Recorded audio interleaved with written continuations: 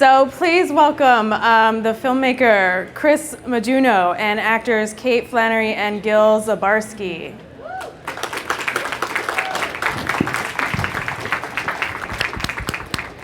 Chris, Gil, and Kate fighting over who gets the middle chair, or as they call it. I have to sit next to me. No one wants to sit next to Chris. Come on, come on down. Let's dive right in here. I watched the film yesterday, and it was really funny. I really enjoyed it. Thank you. And I heard that it started out as a short called Teacher of the Year. Can you tell me about how that was developed, and then where the idea for the short came from initially?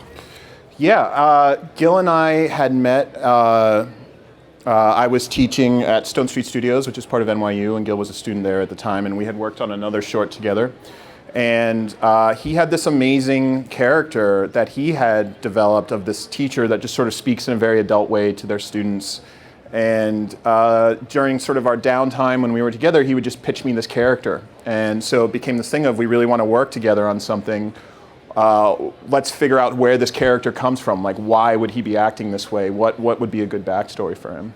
So Chris is being really kind. I didn't pitch anything so much as I just do characters sometimes, because I can't socially connect to people normally and things like that, and so I just do characters.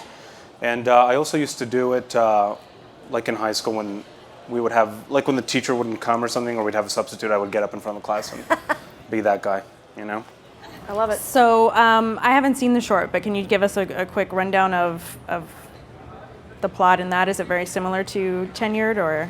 yeah, I would say it's much simpler because it's only 17 minutes, and it's basically just a single day in the life of versus this. We see him basically start out in class and then work through his day of this, what is essentially the worst day in this person's life. And actually, a lot of the scenes from the short, we basically, when we were writing the feature, a lot of the scenes from the short made their way into the feature. But they took on kind of a different life because they had different context. We knew a lot more about the characters and their backstory, and had developed the characters a lot more. So they had a different sort of meaning in the feature.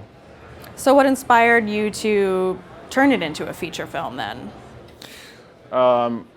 We were asked. Yes. Oh, nice. Well, that's always the way That's to go. when inspiration struck, Yeah, we were like, wait, this would be a good feature since someone is asking us to make it a feature. Yeah. And the real answer, also that it felt like it could, it felt like there was, it felt like there was more to say maybe, or that it could live beyond just like a 17-minute thing.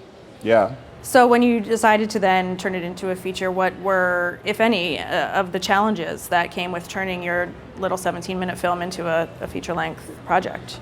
I think it was, I think it was a balancing act of figuring out, we had these scenes from the short, and like I said, we used a lot of them, and it was sort of figuring out how to connect the dots between them and what made sense and who these characters really were. And in making short films in general, I think you have to operate a lot in archetypes because you only have such a short amount of time to communicate something to the audience. You have to say, okay, this is the depressed teacher, or okay, this character is the, maybe slightly ditzy teacher that works with him but has a heart of gold, or whatever. And you communicate in these archetypes very quickly, whereas with a feature, you have the time to sort of explain the characters out and give them a full life and a full arc. So I think that was the big transition, is how do we take the material and keep ourselves true to what we did in the short, but fill it out more. Also, if I can give you an uncharacteristically sincere response to your question, I feel like at least when I started working with Chris on the short, I was fairly young kid. I mean, I'm still a kid, I guess, but I was 21 or 22.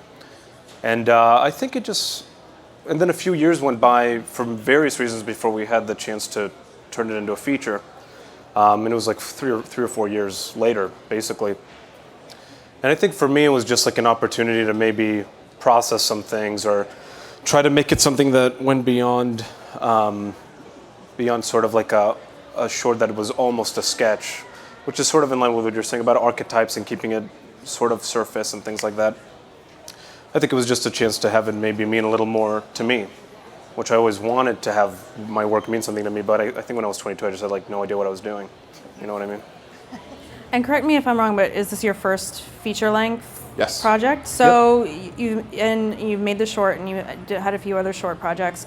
What's your background? How did you get into filmmaking for What's my background? My background, well, I was born in Massachusetts, and no, I was born in New York, and I grew up in Massachusetts, and I always wanted to be in filmmaking, but I sort of started off from the business angle. I started off more in producing and commercials and stuff like that, and but always had this goal of working in the narrative world, and I started editing and then directing and doing some teaching at NYU and at the Stone Street Studios, and that was a place where I was able to sort of foster and work on my writing and stuff like that, and meet collaborators, and just sort of kept going from there. And you know, I think when Gil and I met, we really felt like we really connected in a lot of ways, and we really sort of made each other laugh a lot, and we wanted to you know, put that on paper and write together, and then everything sort of just fell into place after that. So, Cool. And would you go back to teaching? I still do. Yeah, You do? I Oh, still cool. teach here and there. Yeah, Nice. and Gil teaches now as well. And Now, ironically, I teach where I met Chris when he was a teacher at NYU. you're gonna find someone new there that's a student. Some replace young me. hotshot, and then I'll be out. You know what I mean? And Kate, have you ever taught? Huh? Has Kate ever taught? Kate, have you taught? I have taught, yes. Yeah? I've taught improv, yeah. Oh, cool. Yeah. And but in short spurts. I have no longevity as a teacher. Sorry to say. Why, you get Disappointed fired? a lot of students. No. I have a limited repertoire. I don't know. But maybe with more application. I got to get my act together. Clearly, I got to get my shit together. I don't have it. I'm a selfish actor. Okay. Yeah. Do we want to watch the first clip? All right, Sure. let's do one clip. So, Kate and Gil, in the film, your headbutting and your kind of, you know, toe-to-toe face-offs are one of the really great qualities about the film. How did you guys develop that banter back and forth and those all the behavior? Well, it started on the page. I mean, it's so well written. We had such a breakneck speed schedule that there wasn't a lot of like, why do I say this? Or should I don't know if my character would, there was none of that. It was like, it was so well written that it was just like off to the races immediately. Just like on your mark, get set, go for it. Yes. Also, Kate and I are both method actors and would engage in fights constantly. It's true. Just to get each other to really hate each other. She would throw burning coffee in my face. I thought we weren't going to talk about this in front of an audience. Yeah, well, this is the whole thing. Right? Is like getting to hate each other even more. Is like she would throw hot coffee in my face, stab me, and things like that. Just kidding, by the way. None of that is true. I don't know. Kate's just amazing. Kate's like the kind of person that you hope you get to work with because she seems like she totally gets it and is ready to jump in. And when you're working, it's like you're just having a blast. Well, and it starts with great yeah. writing, seriously, because there's no, you know, I mean, it's like there was no like trying to fix anything. It was already there, you know, which is a rare thing. So these guys are really gifted because so many people have an idea and it doesn't necessarily translate immediately. They may get there, but it's a journey. And these guys are like, I mean, it's, and I'm not just saying that because you're probably going to do another project and maybe possibly put me in it. No, but you know, it is interesting when two people can write together and have such a just really get there so quickly. Hey, buddy. Hey. She's talking about us. That felt good. Look at Been that. through a lot together, so. So Gil, your character's kind of like down on his luck, but generally he's a good guy, I'd say. And you know, he seems like there are times when he actually does like his job and likes to teach. As an actor, can you relate to that at all? I know actors have a very love-hate relationship with their careers. Yeah. Like, you mean, can I relate to it in terms of feeling that way about acting? Oh yeah. Oh, yes. I feel like, this is probably true for a lot of people that want to do anything creative, that you love what you do so much and it seems to give you some sense of purpose or hope, or like when things are rough or shitty, it's like this amazing thing you can always go to, and then I personally, like everything that surrounds it, can be exhausting. And sometimes you're almost like, I wish I didn't just want to do this and nothing else. Just because you meet people who are not the most creative people of all time, and you meet people who aren't really there to do work or to focus on anything other than maybe having an attitude problem or something. To answer your question in a short way, yes. Only long ways allowed. Thank you. Yeah, I think I've had that up and down. I mean, things like this make it just so worthwhile because you get to work with people you love and do something you care about and then share it with people. So in moments like this, you kind of forget about the other stuff. But it's that if I feel like for any artist, there's a lot of shit to climb through. Chris, how about you? Have you ever felt that way as during your budding film career? Yes, absolutely. I think I feel that way about filmmaking, and I think I feel that way about teaching too. I think everything that Gil said is right on about sort of being an artist in today's world. I think I think success comes from just staying with it all the time and just being like, I'm going to just keep going. Like, I don't know what else to do. I think as a teacher, I would occasionally give advice to actors or to filmmakers who were like, I don't know if I want to do this anymore. And I was like, if you can think of anything else you'd rather be doing or want to do, go do it, because it's much easier. The people who are in this industry are like, there's nothing else I want to do in life. So, and then on the teaching side, I actually come from a family of educators. My mother's a high school principal, and so I see the positives and negatives. I think everybody does today too, in terms of a lot of the politics around teaching and a lot of the negative aspects of standardized testing and all those kind of things. But on the other hand, it's like, the children in fact are our future, as somebody once great said. So, it's an up and down thing. So what does your mom, as a high school principal, think of your portrayal of Kate's character? Kate's not based on my mom.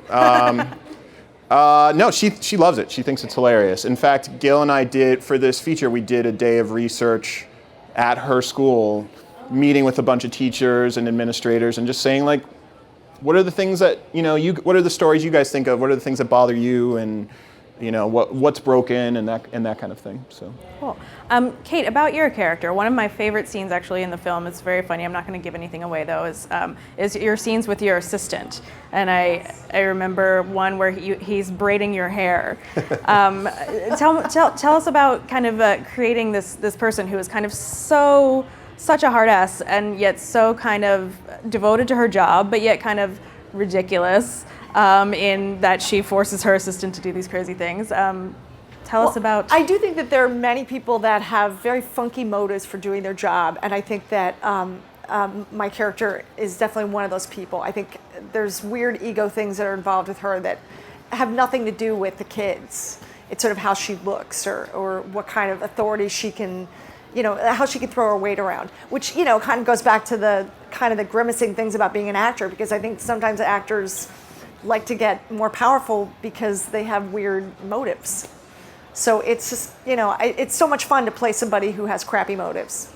What's interesting about Kate's character too is that, she is in a lot of ways the villain of the story. She's the antagonist, and her motives are weird and everything she said is right on. But there's this other side to her character that's like, no, of course this human being should not be teaching children. Like, she's coming from a place of righteousness, but we've sort of spun it around and made her the villain in that way. So. Yeah, both of your characters are very kind of yin and yang. Yours is kind of like always on, and Gil's is kind of like never on. Yeah. It's never a good day. Do we want to watch the second clip?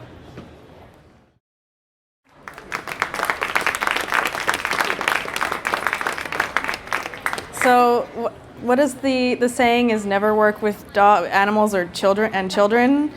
Tell us about finding the kids for the cast and working with children, both of you.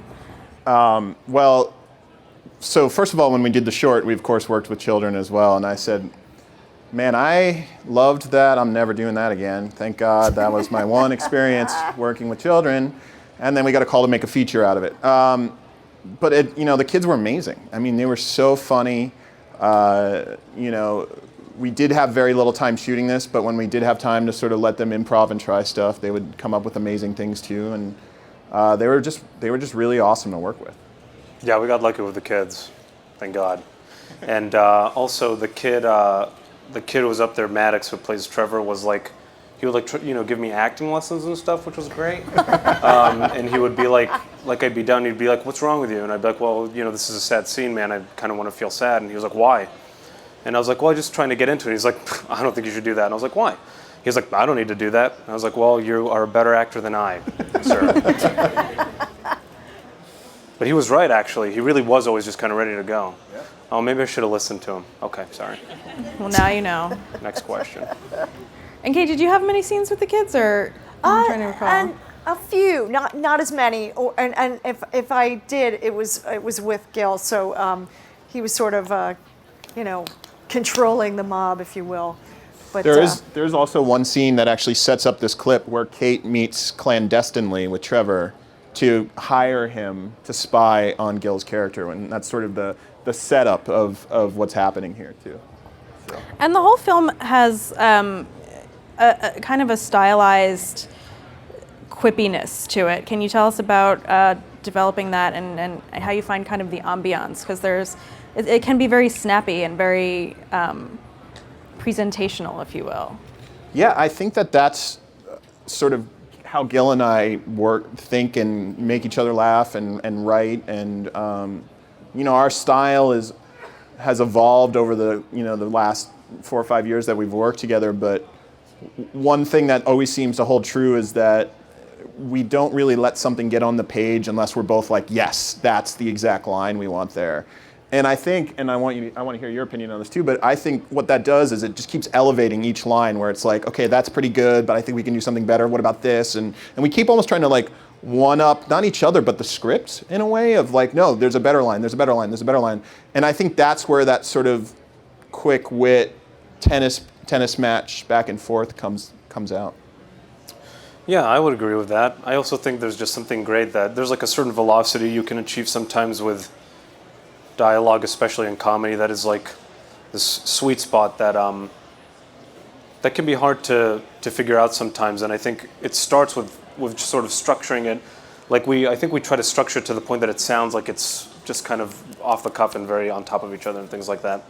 I mean, I know for me personally, I need that structure just because I get very obsessive about it seeming rhythmically appropriate. Yeah. Cool. Yeah. So since the film is about a 5th grade classroom, why don't we take a trip back in time? Tell me your worst elementary or middle school memory.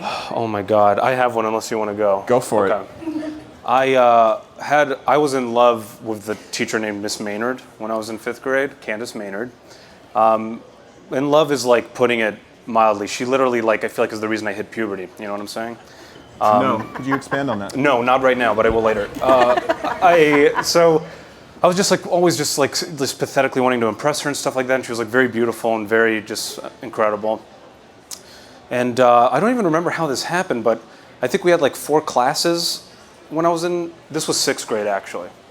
We had 4 classes, and I usually had math last, and I would go to the bathroom every day during math. That was my routine. And then one day, for some reason, they switched around our classes. And I was used to going to the bathroom and then back to Miss Maynard's room. And then my social studies teacher let me go to the bathroom. And because I was so used to going back to my math classroom, instead of walking back to homeroom, I walked to the math classroom and just like opened the door and looked up, and it was like a whole different bunch of students and like Miss Maynard looking at me and everybody. And then I didn't want to like admit that I'd made a mistake. So I just like approached her in front of the class, and she was like, yes, what do you need? And I was like, I came here to ask you something. Literally, I had no idea what to ask her. And she was like, what? She's like, okay, right now? I was like, yes. Clearly, I walked in the middle of your class. It must be important. And she was like, what is your question? I was like, I had a question about mountain math or some stupid thing.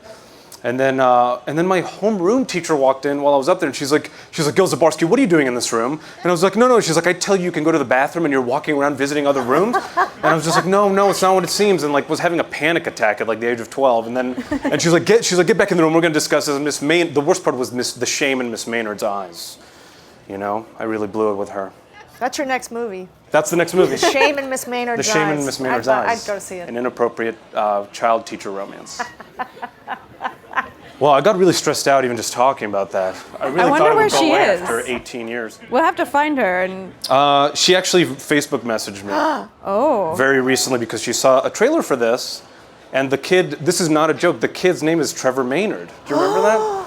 I just realized how weird that is now that I'm actually saying it out loud, but I'm not obsessed with it. Didn't you co-write this thing? Huh? Didn't you help write this Yes, script? we're going with yes on that, right? Yeah. She messaged me and she's like, oh my God, we're so proud of you and stuff. And I didn't know, she had like kids or something. So I was like, forget it. You never know. Go ahead, Chris. I can't top that, so I'm just, Kate, go ahead. Oh, sure. I got in trouble for passing around a note that we had a nun who, this is like when the nuns they still wore the veil, but you could see their hair, and this nun had, I won't say her name because she might be in the room, but she was Italian. She had curly, thick black hair and like a mustache. She was a woman, but she was a mustache. So I wrote a note that said, Sister Sweat Hog, Sister Carter. It was I thought she looked like Gabe Kaplan from Welcome Back, Kotter, and I wanted to pass a note. Anyway, and I got caught. And she, I wasn't wrong, but I got in trouble. Out? Yeah, she kept the whole class for we didn't get to go to lunch because it took me a while to admit it. Oh. So everybody got in trouble. She probably hates that show now. I'm sure she does. Welcome Back, Kotter. Catholic school nuns are tough, man. Yeah. I'm surprised she didn't whack you with the ruler on the knuckles or something. That's scary. Yeah, it was sort of like right when the parents were starting to go like, hey, wait a second, that's my kid. As opposed to like my older siblings who were like just sort of unguarded and never stood up for it. Jesus Christ. I'm not going to let you get away with it. I had a girl whose name was Stacy Silverman, I think, and it was She third clearly grade. meant a lot to you. It was the last day of third grade, and she decided to communicate to me that she liked me. So she's like, I have to tell you a secret. And I was like, okay. And so she whispered in my ear, I really like you. And then she kissed me in my ear, like while she was whispering to me, like she kissed me in my ear. And so the next 3 girls that I liked successfully, I kissed in their ear because I just figured that's how you did it. There you go. That's wrong though, right? That's not how you do it. I'm not really sure. Okay. When did this happen? This happened when you were a kid. No, Okay. last week. Last week. Okay, so I'll spare you any more horror stories. Tell me, the 3 of you, about the favorite teacher that you ever had. Oh, Miss Maynard. Sorry, go ahead. Go ahead.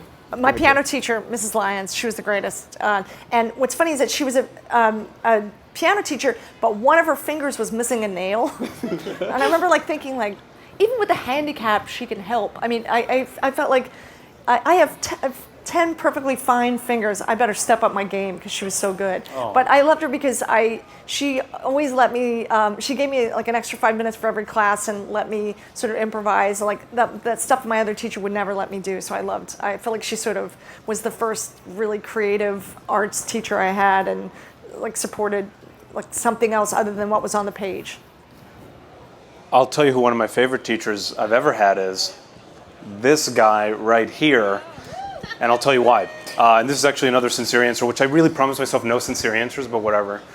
Something that kind of Chris made me feel, which I try to tell my students at NYU, or just kind of anyone who wants to do something creative, is I feel like there's a lot of people out there in the industry, I hope this is an okay thing to say, who have no idea what they're doing. They don't know what they're doing, they don't know what they want, and they're oftentimes in a position of authority, and if you're lucky, we've been lucky enough to work with people who are not that way, then you can do some pretty great things. But I think it's important to sort of keep in mind that you need to figure yourself out really, really well, and get to know yourself and what it is you bring to the table, and see if you can apply that kind of specific quality or strength about yourself into all of your work and hope that the opportunity meets it. And I think that so many times, especially when you're doing something creative, at least in my experience at NYU, teachers don't come from that place. They come from a negative place, or it's an ego thing, or it's sort of maybe about their own issues is what the class becomes about. And Modoono, that's Chris Modoono right next to me, he was the first time. That's me. That's Chris. That was literally, no joke, one of the only times ever in trying to do something creative that I had a teacher who was not about any of that, who was that it was literally just about the work and about coming at it from a positive place and a practical place, and you're still in the running to do the thing you love. Let's not focus on how impossible it is. Let's lift you up. And I bring that to my students today. That's my real answer. This guy right here. Thanks, man.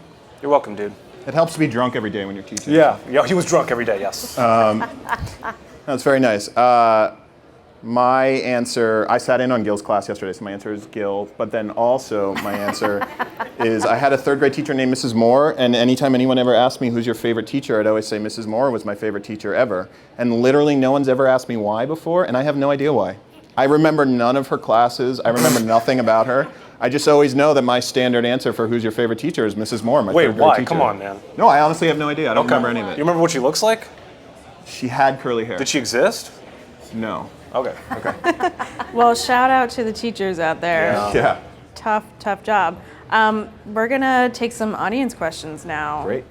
Now, maybe I didn't get the full story, but you were saying that this was a short, then somebody all of a sudden out of the blue commissioned this for a feature. I want to hear the story of how they went about seeing the short and then coming to you. And who is this secret financer that is...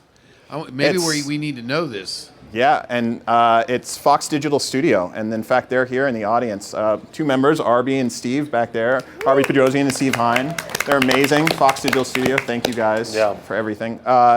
Arby originally saw the short online. I think it was being hosted on a website called Shorts of the Week. Our film premiered on Funny or Die online.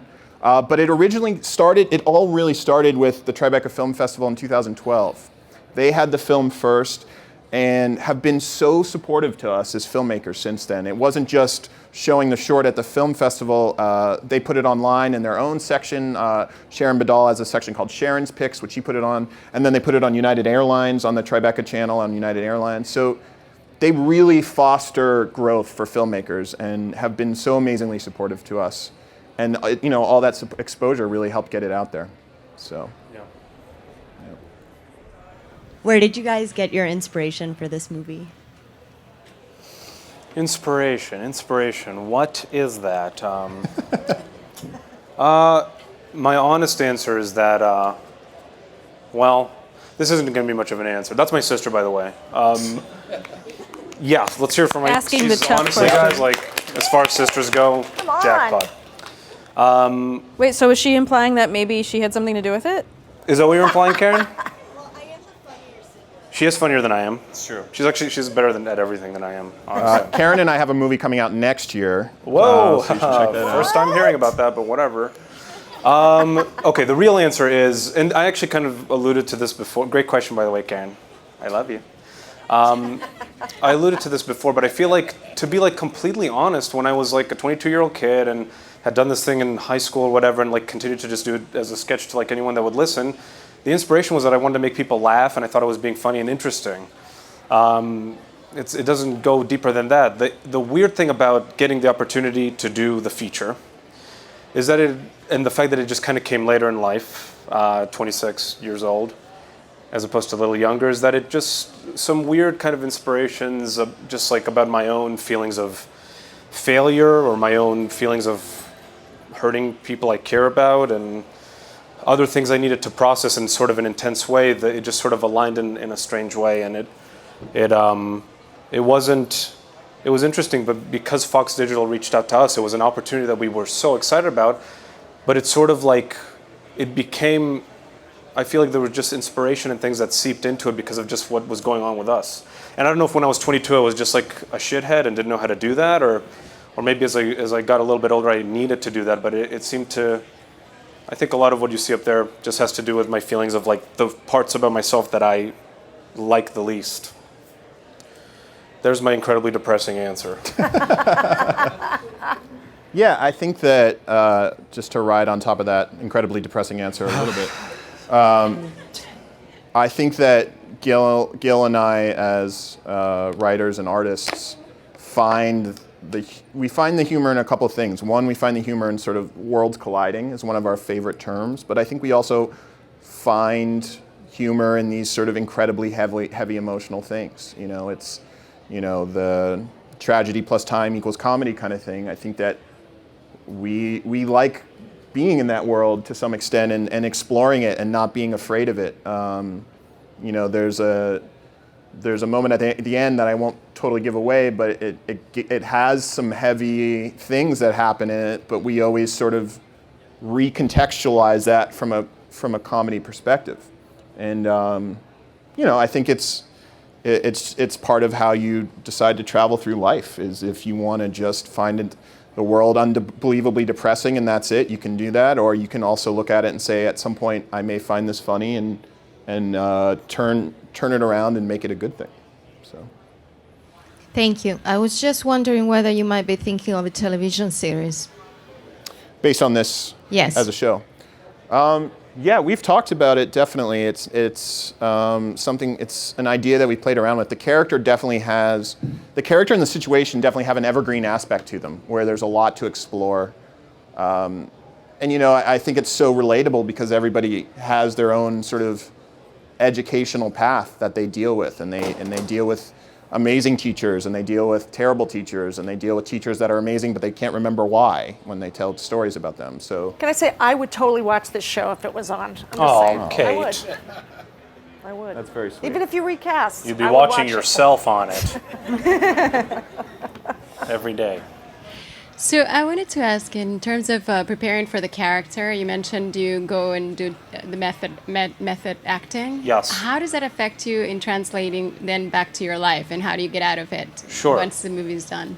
Let me just be totally clear. I was being incredibly facetious about that. I wish I was Well a good enough done. actor to be a method actor. I think that, honestly, another like super sincere response that Chris and I kind of talked about the other night. I feel like, again, with just the timing of my life and things like that, a lot of what's going on up there was just sort of me, suffering leisurely, and Chris capturing a lot of it on camera. Not because I am a method actor or even necessarily subscribe to that, but just because I was, going through some shit, and it felt like why not bring it into it if it works, and at least try to commit to whatever's going on with me. But I think there are occasionally moments where I try to like make myself feel more grounded in something, but mostly for me, silly actor talk and stuff, but mostly for me it's just about figuring out what the character needs, and if I can figure out what they need from the other people in the scene, what they need from themselves, it usually falls into place. I also listen to a lot of Depeche Mode, and it gets me in the mood, I was gonna say, I also think when there's a short period of time, there's less time to wrestle. You make decisions much quicker. You go much more with your instinct, and so it's not the rehearsals that bring you to that day, but like all your experience up to that moment, because you don't have time to. You can only break it down so much because there's just not enough time, Yes. which is good. I agree. Okay, so I think that's really interesting what you said about the worldview and everything.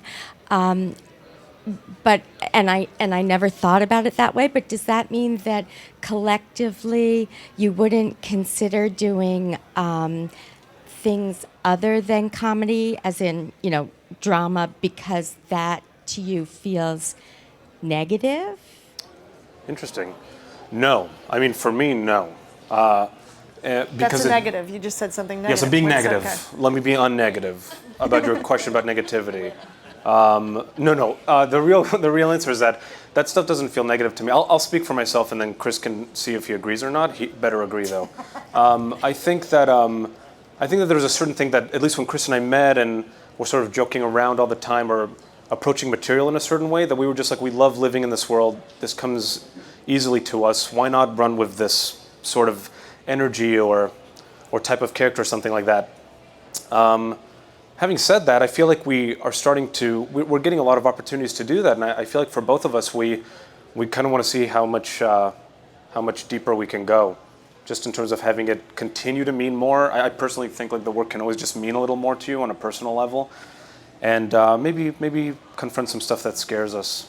But no, I want to, there's a million stories I want to tell personally. But yeah, that's a great question. Yeah, and I totally agree with what Gil's saying. I would add to that as a filmmaker, this movie is clearly a comedy, but it has dramatic elements in it, and it deals with sort of very dramatic things. So I could also very easily, I would very much like to and could very easily see myself making a drama that had comedic elements in it.